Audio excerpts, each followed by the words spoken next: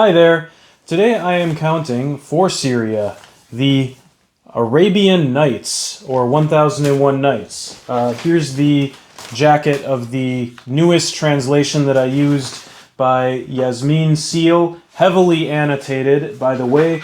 And this is as much a story, and it has some essays and the introduction and things, and appendixes, that it's as much a story or history of how people have viewed the 1001 Nights throughout the ages, with the annotations and all, as it is the actual stories retranslated. And I'll talk a bit more about that, and also some of the Burton editions that I have here that I wasn't able to get into as a kid.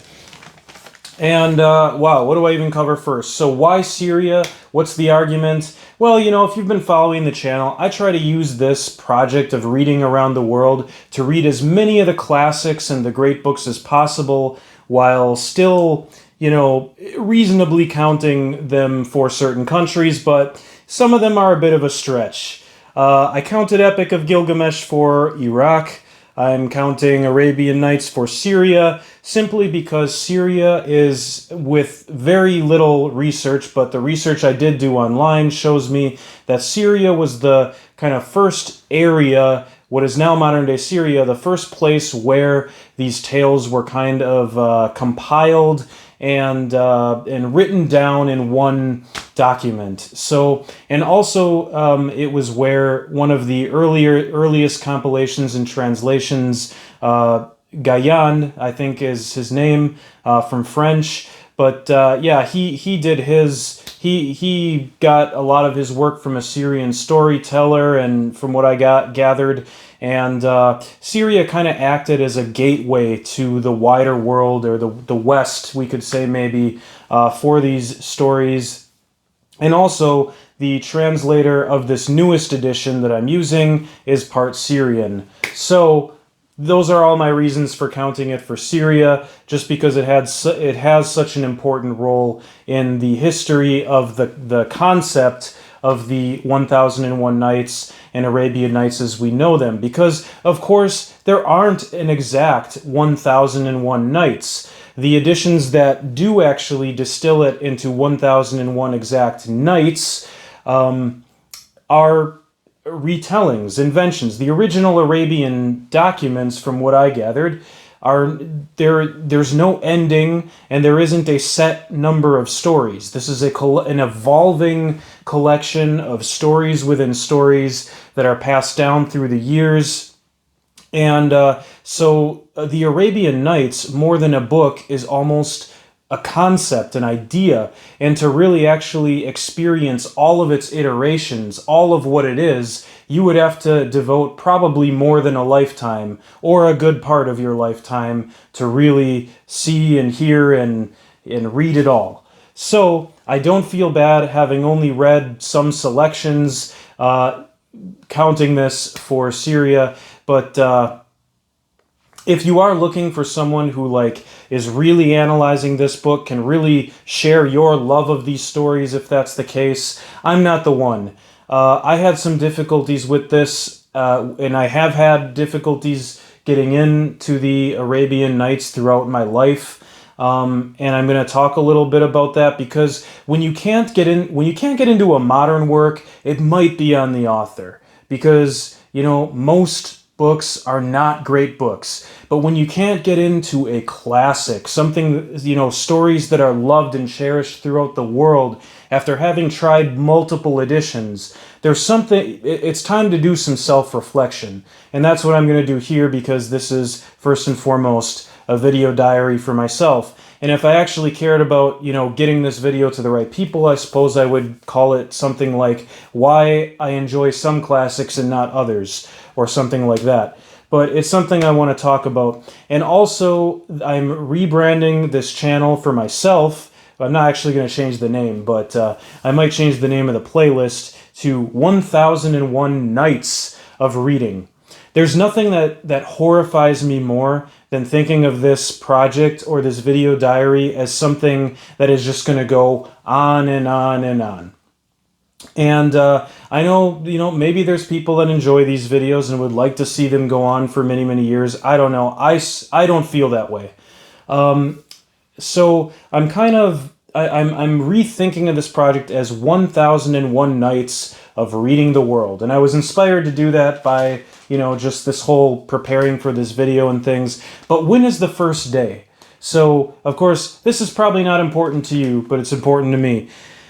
My first video upload for this channel was actually January 10th, 2023, but the first book I bought for the project and the first conception of the project, I had to dig a little bit and figure out what day that was. I went to the bookstore. It was November 7th of 2022 that I bought On the Beach by Neville Schutte, which I would read and discuss for Australia as the second video on this channel.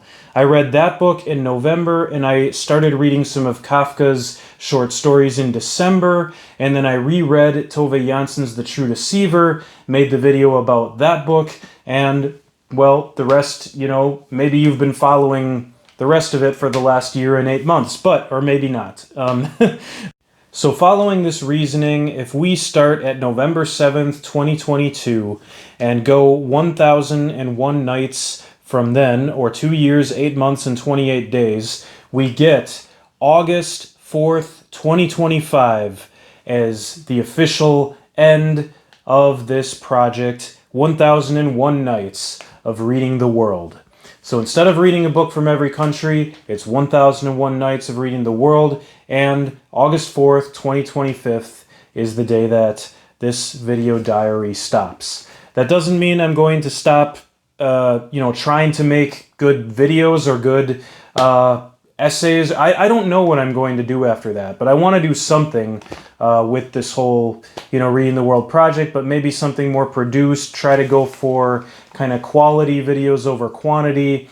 I don't think I'll be talking about specific books anymore, but maybe trying to synthesize a lot of this stuff into, it could be a lot of things. I really can't say where I'm going to be. All I can say is that for reasons that are entirely clear to me, and maybe not entirely clear to you, I feel myself on a clock, and I really plan to go hard in the next 6 months or so, and then, of course, beyond to the date that I mentioned.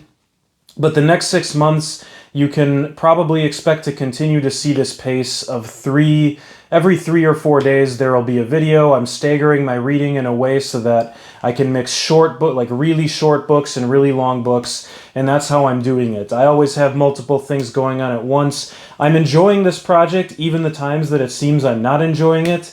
It's just, I need some clarity, and I just need to cross this great stream. So the Arabian Nights, a lot of preamble, but this is what it is. So the Arabian Nights by Yasmin Seal.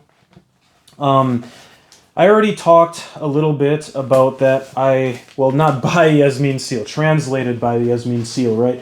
I already talked a little bit about I've had some difficulties getting into the Arabian Nights, and this is throughout my life. When I was younger, I had this Great Illustrated Classics, which has some lovely, some lovely images, and I still look at it and appreciate the art and things, but I can confidently say that having tried the Burton translations twice throughout my life, the stories just have not captivated me, and I start reading them and my eyes kind of start glazing over. I find the frame story, and often the frame stories of the stories themselves, because there are stories within the frame story. I often find the first 2 levels very interesting, but it's kind of that third, when we hit the story within the story within the story, that's where my mind just kind of drifts. I can't keep my focus. I want to put the book down. And there are some other things going on here, I think, but, like cultural context, right? I mean, I don't know how many young kid, at a time when I was enjoying Tolkien as a young person, and C.S. Lewis and Philip Pullman, and a lot of kind of the science fiction and fantasy that I think young people were getting into at my time, and other things, but most that's kind of where I started out reading, was in that realm. But I couldn't get into like Arabian Nights, and I liked the Greek myths. I enjoyed the Greek myths, but I think it was just kind of maybe too far outside my ability as a young person to kind of get outside my cultural context. Perhaps that's one thing I can think. But I remember later on I picked up this more, I guess, a little bit more complete version. It's just volume one. Adapted from Richard F. Burton's unexpurgated translation by Jack Zipes. So this is still adapted. Yeah, I remember trying to read this one, I think, in high school and a little bit after high school. Still couldn't get into it. Now this time with Yasmin Seal's newer translation, I actually found in almost every case reading the annotations to be more interesting and thought-provoking than reading the stories themselves. But that made me pause, like, do I enjoy reading ideas about stories more than stories themselves? Because what I can say, I noticed, about, say, if I'm trying to compare, for example, there are definitely things in the Arabian Nights that you can compare to, like, Ovid, which I loved. I absolutely loved Ovid, that I read recently, which is stories within stories. But really only it only goes 2 levels deep, typically. I don't know if it goes 3 levels deep like the Arabian Nights. You have, and sensationalism, like Ovid is very sensationalist. And also it feels like the Arabian Nights, these stories, they try to shock and they try to surprise and fill you with wonder. But the big difference that I feel is they are not cathartic. I personally do not find anything cathartic in the Arabian Nights. And perhaps there's a certain type of person, especially in, maybe in the society that I am, where there's this real need for catharsis, and I don't know, that's where I connect with Ovid. I'm not saying that all good writing needs to be cathartic necessarily. For example, here's another book I really loved in this project, Thomas Mann's The Magic Mountain. Now that is definitely not cathartic. It's extremely analytical, and it's almost the opposite. It's extremely analytical, encyclopedic, but it's also it's also kind of an exploration of what an aberration sort of this idea of civilization we have can become. It's a lot of things. The Magic Mountain is so many things, and I haven't even figured it out at all yet, but it's definitely not a book that is full of stories that are trying to entertain, fill you with wonder, or shock you. It's definitely not that. It's a slow burn, and it's there for one who wants to meditate and sit and ponder. Let me think of another one. Posthumous Memoirs of Bras Cubas. First-person narration. I think it actually has a callback to something from Arabian Nights in it. And now, there's a lot of great literature out there. Naguib Mahfouz, for example. Some things by Gabriel Garcia Marquez. Some things. There's authors out there that I know I love that have been inspired by 1001 Nights and Arabian Nights, but also I think maybe not as many as other people. And maybe it goes. Maybe it's a good thing I'm not. How do you pronounce that king's name? Shahryar. The main king that executes all his wives. The name after. I'd have to look at it. Shahryar. Yeah. It's a good thing I'm not him, obviously, because, I wouldn't be having it with any of these stories, really.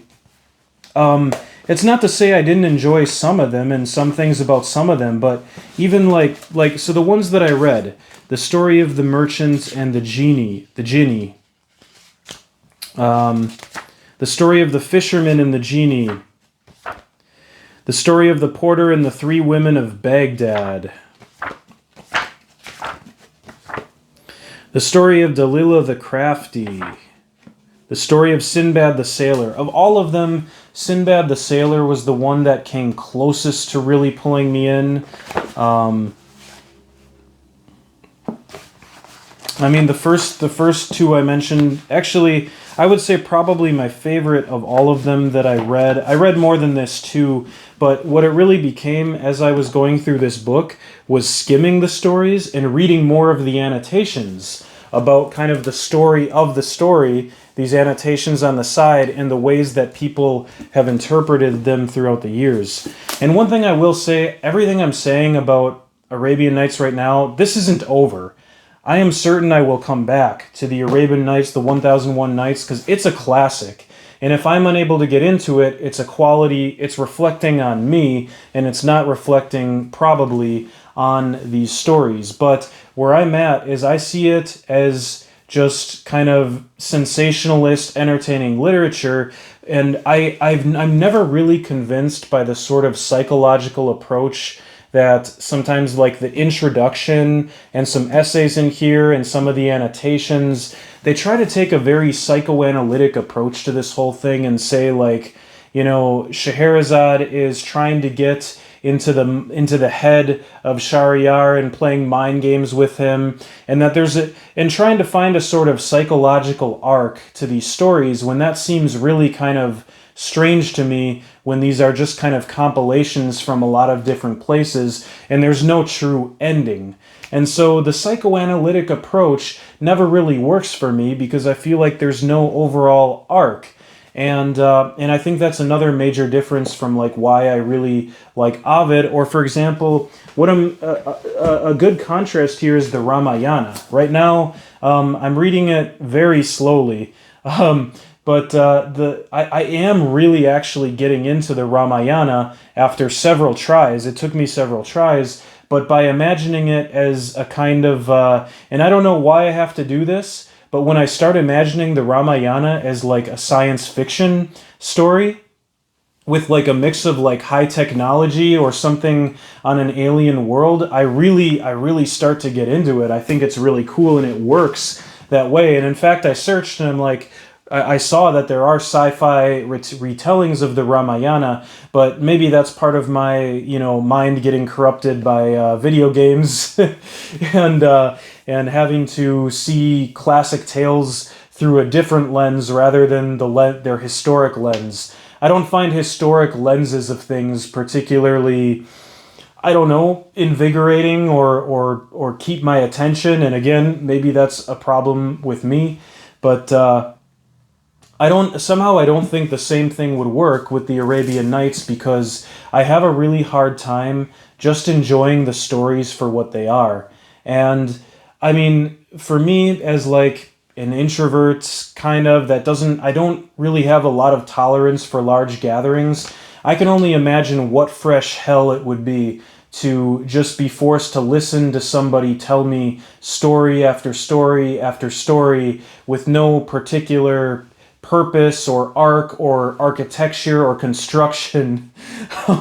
That would, you know, or at a party and hear person after person telling me stories, and worse, with characters in their stories telling stories, like, please stop, you know, that would be my reaction. And so my tendency is to, you know, I guess love stories and books that I can find some kind of architecture or believe in an architecture. Sometimes just the illusion of an architecture is enough. So there's a lot going on here. There's a lot going on here in my mind around Arabian Nights, and but yet I'm still kind of fascinated by it, and I'm still a little bit like I don't feel right just leaving it at that and saying like, well, I can't get into these, but I'm really shocked that I'm unable to really like love any of these stories, to really get into any of them. And I just don't know.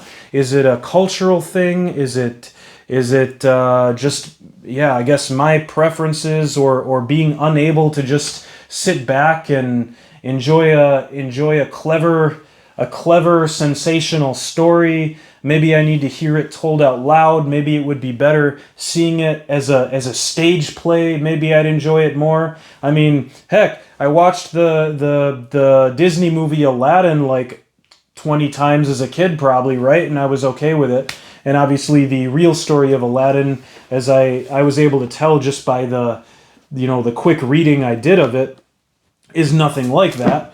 But, it's that this idea that these stories are like alive and are being retold in different centuries in different ways, and that, like, is there even a true original version of these stories? I really do enjoy the concept of thinking, the concept of this evolving collection of stories that are loosely related, not even really related, but are all thought of under this kind of frame story of Scheherazade and Shahryar. It's an enigma. The Arabian Nights are an enigma to me, both because of the attractiveness of their concept and my practical inability to enjoy and focus on them when I read them. And of course, this is a problem that has happened in 2 translations at 3 or 4 times throughout my life. So it's just a very lot of talk. And like I said, if you were looking for somebody who could like talk to you intelligently about these stories, this isn't the video. This is just kind of me saying, this is where I'm at with 1001 Nights. This isn't over. As I read more authors and find more authors that are inspired by the Arabian Nights, and I learn, oh, this part from a novel I love was actually a reference to Arabian Nights or inspired by it, I'll go back to these stories. I'll try to read them. I'll try to appreciate them if it seems relevant. This book will obviously stick around, and maybe I'll try a different translation at some point. But we'll see. Maybe it's just not in the cards for me to appreciate every classic that's out there, and maybe that's okay, and maybe it reflects badly on me, and maybe that's okay too. So let's continue this Read Around the World journey, as we've got some interesting stuff coming up, and expect the pace of videos to continue until these 1001 nights of reading the world come to an end, and then we'll see what happens. All right, thanks, take care.